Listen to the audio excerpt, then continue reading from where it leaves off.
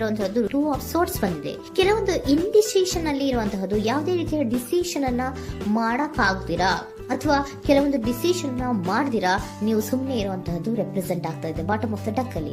ನಿಮ್ಮ love life ನ ವಿಚಾರದಲ್ಲಿ ರೀಸೆಂಟ್ ಪಾಸ್ಟ್ ನಲ್ಲಿ ಕೆಲವೊಂದು ರೀತಿಯ ಎಂಡಿಂಗ್ ಗಳಾಗಿರುವಂತಹದ್ದು, ಲವ್ ಲೈಫ್ ನ ವಿಚಾರದಲ್ಲಿ ಕೆಲವೊಂದು ರೀತಿಯ ಡಿಸ್ಟರ್ಬೆನ್ಸ್ ಗಳಾಗಿರುವಂತಹದ್ದು, ಅವ್ಯವಸ್ಥೆಗಳಾಗಿರುವಂತಹದ್ದು, ಸಮಾಧಾನ ಇಲ್ಲದೆ ಇರುವಂತಹದ್ದು ರೆಪ್ರೆಸೆಂಟ್ ಆಗ್ತಾ ಇದೆ.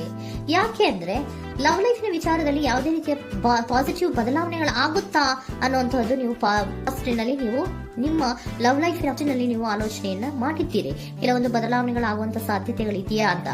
ಆದ್ರೆ ಎಂಡಿಂಗ್ ಗಳಾಗಿರುವಂತಹದ್ದು ಯಾವುದೇ ರೀತಿಯ ಸರಿ ಹೋಗ್ತಿಲ್ಲದೆ ಇರುವಂತಹದ್ದು ರೆಪ್ರೆಸೆಂಟ್ ಆಗ್ತಾ ಇದೆ.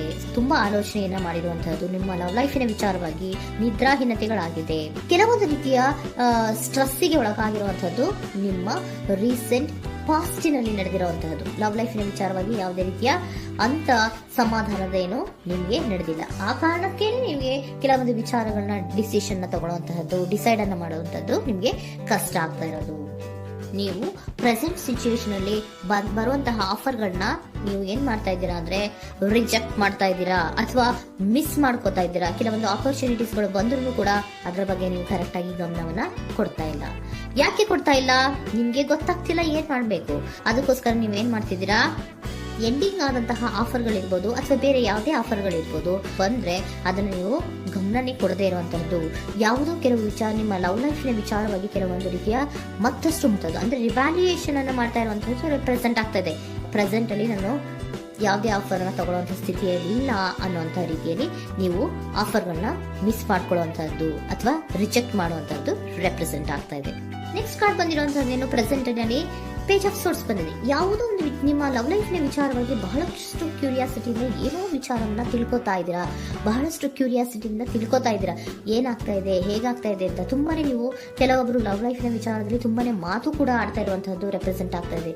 ಏನಾಗ್ತಾ ಇದೆ, ಹೇಗಾಗ್ತಾ ಇದೆ, ಈ ಗಲಿಬಿಲಿಗಳು, ಡಿಸ್ಟ್ರಾಕ್ಷನ್ಸ್ಗಳು ಅಥವಾ ಡಿಸಿಷನ್ಸ್ ನ ಮಾಡಕ್ಕಾಗದೆ ಏನಕ್ಕೆ ಒದ್ದಾಡ್ತಿದೀವಿ ಅನ್ನೋದ್ರ ಬಗ್ಗೆ ಕೂಡ ನೀವು ಕೆಲವೊಂದು ರೀತಿಯ ಮಾತಾಡ್ತಾ ಇರುವಂತಹದ್ದು ರೆಪ್ರೆಸೆಂಟ್ ಆಗ್ತಾ ಇದೆ. ಯಾವಾಗ ಕೆಲವೊಂದು ವಿಚಾರಗಳಲ್ಲಿ ನೀವು ಮಾತಾಡಿ ಕ್ಲಿಯರ್ ಅನ್ನ ಮಾಡ್ಕೊಂತೀರೋ ಆಗ ನೀವು ಕೆಲವೊಂದು ರೀತಿಯ ಆಕ್ಷನ್ಸ್ ಗಳನ್ನ ತಗೋಬೇಕು ಅನ್ನೋಂಥ ನಿರ್ಧಾರವನ್ನ ಮಾಡಿರುವಂತದ್ದು.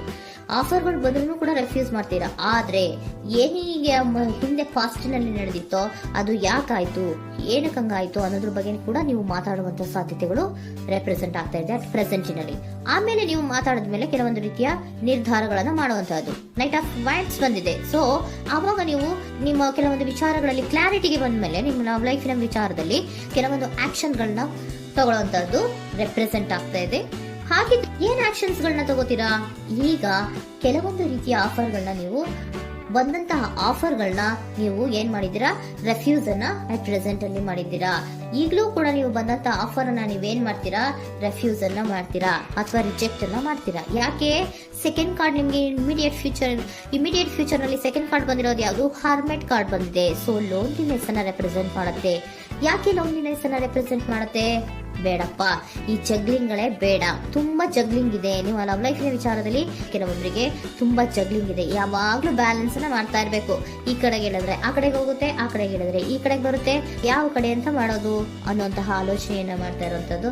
ಸದ್ಯಕ್ಕೆ ಯಾವುದೇ ಆಫರ್ ಬೇಡ, ಸ್ವಲ್ಪ ಒಂಟಿಯಾಗಿರೋಣ ಅಂತ ನೀವು ಆಲೋಚನೆಯನ್ನ ಮಾಡ್ತಾ ಇರುವಂತದ್ದು ರೆಪ್ರೆಸೆಂಟ್ ಆಗ್ತಾ ಇದೆ.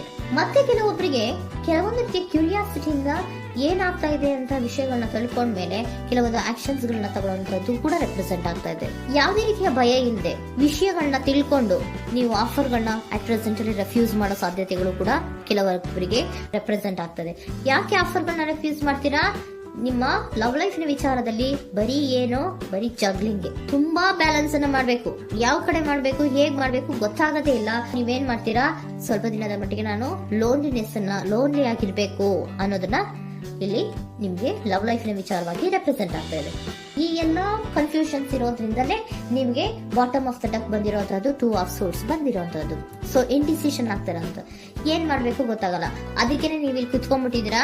ನನ್ನ ಲವ್ ಲೈಫ್ ನ ವಿಚಾರವಾಗಿ ಯಾವ ನಿರ್ಧಾರವನ್ನ ಮಾಡ್ಬೇಕು ಅನ್ನುವಂತಹ ಆಲೋಚನೆಯನ್ನ ಮಾಡ್ತಾ ಇರುವಂತದ್ದು, ಹಾಗೇನೆ ಮಾಡುವಂತದ್ದು ನಿಮ್ಗೆ ರೆಪ್ರೆಸೆಂಟ್ ಆಗ್ತಾ ಇರೋದು. ಕೆಲವೊಬ್ರು ರೆಫ್ಯೂಸ್ ಅನ್ನ ಮಾಡಿ ಮುಂದೆ ಹೋಗುವಂತ ಸಾಧ್ಯತೆಗಳು ಇರುವಂತದ್ದು, ಮತ್ತೆ ಕೆಲವೊಬ್ರು ಆಫರ್ಗಳನ್ನ ಬರುವಂತದನ್ನ ಬ್ಯಾಲೆನ್ಸ್ ಅನ್ನ ಮಾಡಬೇಕು, ಜಗ್ಲಿಂಗ್ ಅನ್ನ ಮಾಡಬೇಕು, ಸದ್ಯದ ಮಟ್ಟಿಗೆ ಒಂಟಿಯಾಗಿ ಇರೋಣ ಅಂತ ಆಲೋಚನೆಯನ್ನ ಮಾಡ್ತಾ ಇರುವಂತದ್ದು ರೆಪ್ರೆಸೆಂಟ್ ಆಗ್ತಾ ಇದೆ. ನಿಮ್ಗೆ ಏಂಜಲ್ ಗೈಡೆನ್ಸ್ ಏನ್ ಕೊಡ್ತಾ ಇದ್ದಾರೆ? Don't stop. ಇಲ್ಲಿ ಡೋಂಟ್ ಸ್ಟಾಪ್ ನ ಅರ್ಥ ಏನಪ್ಪಾ ಅಂದ್ರೆ, ಯಾವ ಕೆಲವು ವಿಚಾರಗಳ ಬಗ್ಗೆ ಕ್ಲಾರಿಟಿ ಬೇಕು ನಿಮ್ಗೆ, ಯಾವ ವಿಚಾರಗಳಲ್ಲಿ ನೀವು ಕನ್ಫ್ಯೂಷನ್ಸ್ ಅಲ್ಲಿ ಒದ್ದಾಡ್ತಾ ಇದ್ದೀರಾ, ಏನ್ ಕ್ಲಾರಿಟಿ ಬೇಕೋ ಅದನ್ನ ಧೈರ್ಯವಾಗಿ ಮುಂದೆ ಬಂದು ಅದನ್ನ ಕ್ಲಾರಿಟಿಯನ್ನ ತಗೊಂಡು ಮುಂದೆ ಹೋಗು, ಅಲ್ಲೇ ನಿಂತ್ಕೋಬೇಡ ಅನ್ನುವಂಥದ್ದನ್ನ ನಿಮ್ಗೆ ಹೇಳ್ತಾ ಇದ್ದಾರೆ. ಯಾವ ವಿಚಾರವನ್ನ ನೀವು ಲವ್ ಲೈಫ್ ನ ವಿಚಾರದಲ್ಲಿ ಏನ್ ಈ ಜಗ್ಲಿಂಗ್ಗಳು ಅಥವಾ ಈ ಬ್ಯಾಲೆನ್ಸ್ ಗಳನ್ನ ಮಾಡ್ಕೊಂಡು ಅಥವಾ ಎಳ್ದಾಟಗಳನ್ನ ಮಾಡ್ಕೊಂಡಿದ್ದೀರೋ ಅಲ್ಲಿಗೆ ಕ್ಲಾರಿಟಿನ ತಗೊಳ್ಳಿ, ಧೈರ್ಯವಾಗಿ ಕ್ಲಾರಿಟಿನ ತಗೊಂಡು ನೀವು ಮುಂದೆ ಆಕ್ಷನ್ಸ್ ಅನ್ನು ತಗೊಳ್ಳುವಂತದ್ದು ರೆಪ್ರೆಸೆಂಟ್ ಆಗ್ತಾ ಇದೆ.